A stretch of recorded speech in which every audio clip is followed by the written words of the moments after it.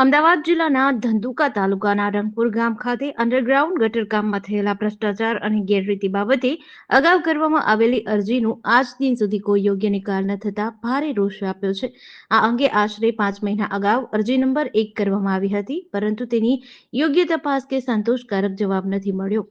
આ ઉપરાંત પંચાયત ધારા મુજબ દર 30 દિવસે સામાન્ય સભા બોલાવવાની ફરજ હોવા છતાં સતત 90 દિવસથી વધુ સમય સુધી સામાન્ય સભા ન બોલાવવામાં આવતા નિયમ ભંગ થયો છે.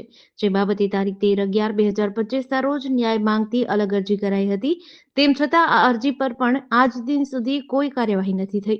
અરજદારોએ જણાવ્યા મુજબ બંને અરજીઓના નિકાલ માટે નક્કી કરાયેલા સમય મર્યાદા કરતા ઘણો વધુ સમય વીતી ગયો છે, છતાં તંત્ર તરફથી ઉદાસીન વલણ દાખવવામાં આવી રહ્યું છે. આ બાબતે રંગપુર ગામના ચેરમેન તથા સામાજિક ન્યાય સમિતિના સભ્ય ભરતભાઈ કે કોરડિયા દ્વારા નમ્ર પરંતુ કડક ચેતવણી આપવામાં આવી છે કે જો તાત્કાલિક ધોરણે બંને અરજીઓની યોગ્ય તપાસ કરીને લેખિત અને સંતોષકારક જવાબ આપવામાં નહીં આવે તો તેઓ તાલુકા પંચાયત કચેરી ધંધુકા સામે ધરણા પર બેસી અચોક્કસ મુદતના ઉપવાસ આંદોલન કરશે. આ આંદોલન તારીખ 25/1/2026 થી શરૂ કરવાની જાહેરાત કરી છે. અંતમાં સંબંધિત અધિકારીઓને વિહિત જાણ કરવામાં આવી છે કે પરિસ્થિતિ ગંભીર બનતા પહેલા જ તાત્કાલિક કાર્યવાહી કરી ન્યાય આપવો જરૂરી છે. કોરડિયા રંગપુર ગામ પંચાયત ન્યાય સમિતિ ચેરમેન.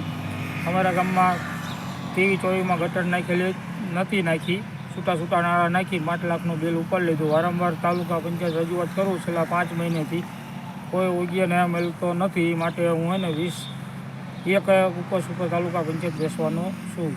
જેડીસી ન્યૂઝ સાથે સીકે બારડ, ધંધુકા.